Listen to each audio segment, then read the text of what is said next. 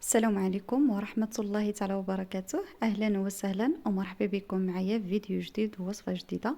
نتمنى تكونوا بصحة جيدة إن شاء الله.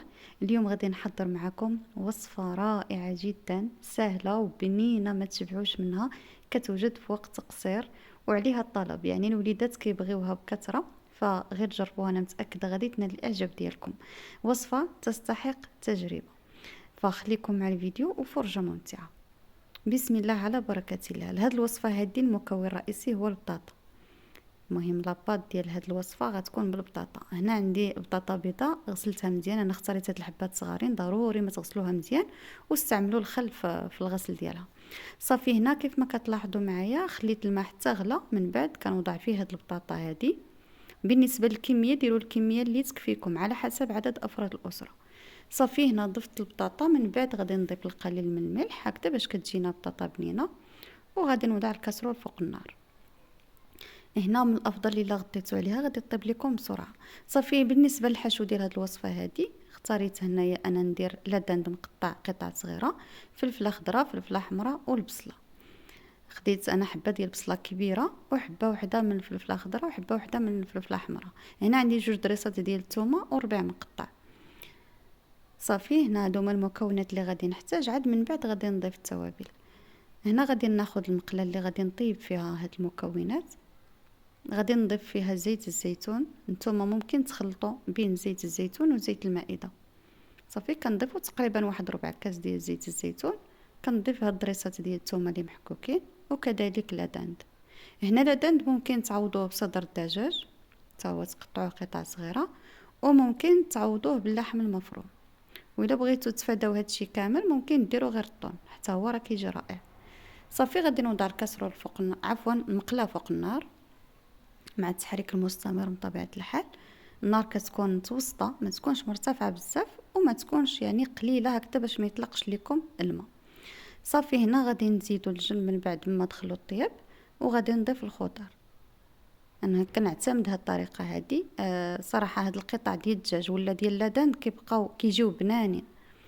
صافي هنا غادي نبقى نحرك في هاد الخضيره هادي حتى كتنزل وكتدبل، عاد كنخلطها مع هاد القطع ديال لاداند. صافي هنا من بعد ما دبلت ليا الخضر بهذا الشكل هذا كنخلط كل شيء، عاد غادي نضيف التوابل. هنا غادي نضيف الملح، ابزار، سكينجبير،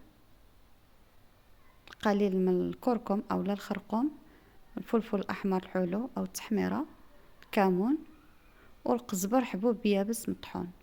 كيعطي واحد المذاق رائع لهاد الوصفه هذه. المهم انا كنعتمدو في بزاف ديال الاطباق، صراحه كيجي رائع جدا. صافي هنا كيف ما كتلاحظوا معايا كنخلطوا الكل وكنخليه كل شيء كيطيب على نار اللي كتكون متوسطه دائما، مع التحريك المستمر هكذا باش كل شيء كيطيب يعني في مره. صافي هنا كنبقى نحرك هكذا مره مره حتى كل شيء كيطيب ليا. عاد من بعد في اخر مرحله غادي نضيف الربيع اللي سبق ليا قطعته قطع صغيره. هاد الربيع كنخليوه حتى لاخر مرحله هكذا باش كتبقى ديك البنه ديالو، يعني ما كنضيفوهش في الاول صراحه، ما ملي كيطيب ما كيبقاش عاطي البنه، ولكن متى نخليوه حتى لاخر مرحله كتبقى ديك النكهه ديال الربيع، صراحه كيعطيه حتى هو مذاق زوين. صافي هنا تقريبا غادي نطفي دابا، الحشوه راها طايبه نشفات من الماء. صافي هنا واحد جوج دقائق وغادي نطفي.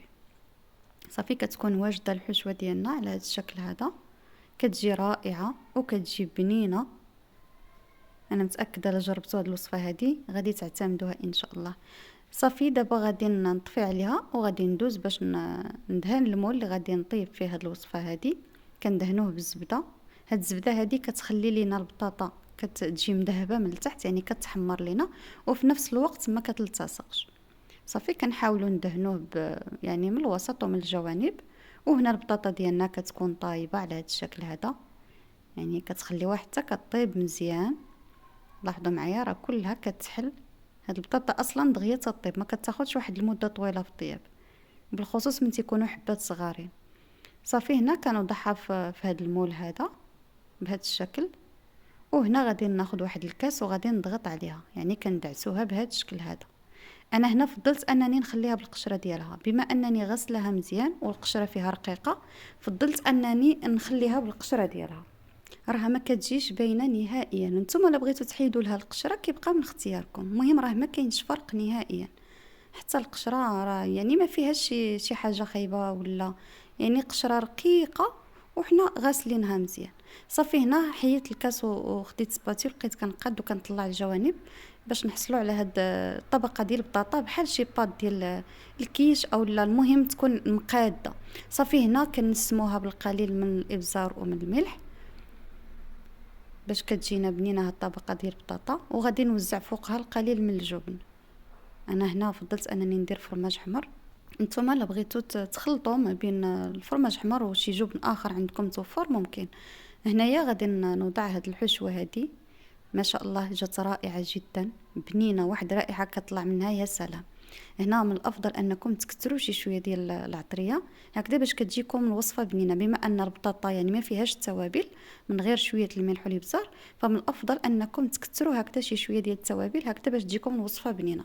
صافي كنوزعوا هاد الحشوه على فوق البطاطا بشكل متساوي، وغادي نوزع الجبن فوق هاد الحشوه هادي. في الحقيقه كتجي وصفه رائعه جدا، غير جربوها، انا متاكده غادي تعجبكم وغادي تعجب حتى وليداتكم. صافي هنا من بعد ما وزعت الجبن، دابا ما بقى ليا غير ندخلها للفرن. هنا الفرن راني شعلته حتى كيسخن، كندخلو المول ديالنا، النار كتكون اسفل من المول. من بعد ما كطيب من الاسفل، هي طيبه في الحقيقه ما كتاخذش منا شي وقت طويل، تقريبا 15 دقيقه حتى ل 20 دقيقه كنخرجوها. كنهبطوها تكغاتينا شي شويه من الفوق، صافي وتنخرجوا على هذا الشكل هذا. الوصفه ديالنا كتكون واجده بدون تعب بدون مجهود، وصفه كتجي رائعه جدا، كتعجب الكبار والصغار. فانا متاكده الا جربتوها غادي تعجبكم وغادي تعتمدوها ان شاء الله. وصفه تستحق التجربه، فكنتمنى تجربوها وتنجح معكم، كنتمنى تنال الاعجاب ديالكم. فحتى لهنا كنكون وصلنا لنهايه الفيديو، كنشكركم على حسن المتابعه. دمتم في رعايه الله وحفظه، والى فيديو قادم مع وصفه جديده ان شاء الله.